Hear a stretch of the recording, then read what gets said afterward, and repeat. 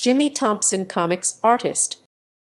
George Jimmy Orlando Thompson, October 3, 1907 – September 16, 1949, was a Canadian comic book artist during the golden age of comic books. He worked for many companies throughout his career, including DC Comics, Timely Comics, Marvel Comics, Fawcett Comics, McKay Publications, and King Features Syndicate. Early life. Thompson was born in October 3, 1907 in Toronto, Ontario, Canada.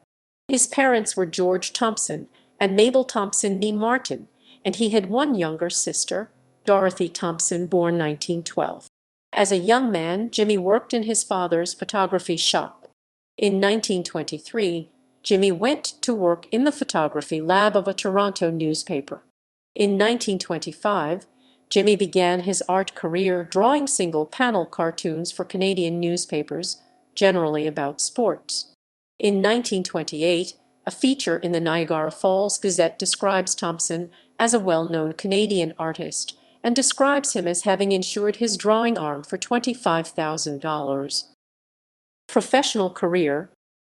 Thompson's first work in the U.S. was in 1930, a sports strip for the Buffalo Courier-Express. At this time, he was apparently famous enough as an artist in Canada to be featured in product advertisements, notably for Buckingham cigarettes. In 1937, he immigrated to the United States.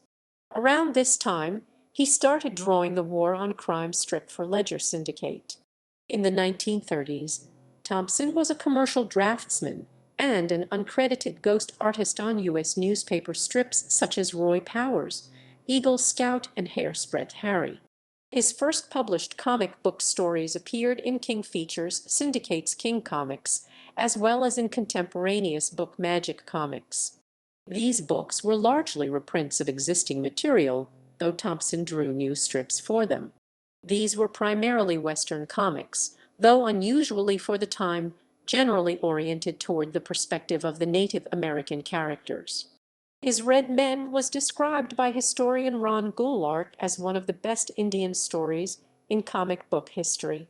It portrayed conflicts among tribes and mixed in Indian magic and folk tales. His protagonist, a Mohawk named Black Hawk, was a man of skill and intelligence. Other critics have described Thompson's Western stories as sympathetic and respectful. His 76-page story Red Eagle in McKay Publications feature book #16, 1938, can be considered among the earliest works in the graphic novel format. It is sometimes claimed to be the first, though this title is contentious. On May 15, 1942, Thompson married Harriet Keene Moore. Thompson drew mostly Western comics until 1943, when he switched to the superhero genre and started working with DC Comics on Robotman, the Human Torch, and the Angel for Timely Comics. He also did work for Fawcett Comics on Mary Marvel and Captain Midnight. Since he was too old to be drafted during World War II, he was in demand as a replacement for high-profile artists who had been drafted, such as Jerry Siegel, Will Eisner, and Jack Cole. Death.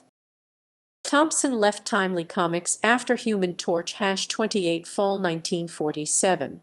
He fell ill after this and briefly moved in with friends among the Crow Nation, but had to move into intensive care in a hospital in Billings, Montana after this. Thompson died on September 16, 1949, in Deaconess Hospital. He is buried in Billings, Montana. Thompson's works continued to appear for several years after his death.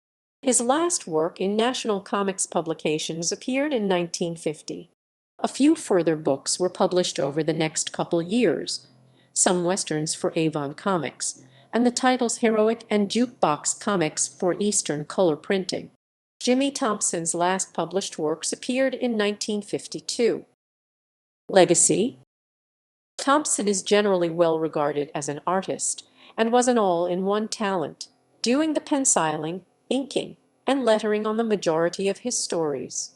However, he is relatively obscure to modern audiences, especially when compared to contemporaries like Will Eisner or Jack Cole. Peer artists like Jim Steranko believed Thompson could at times be considered superior to Eisner or Cole.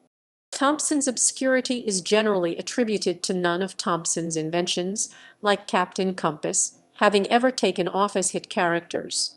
Also, he died fairly young in the 1940s, which limited the reach of his career. References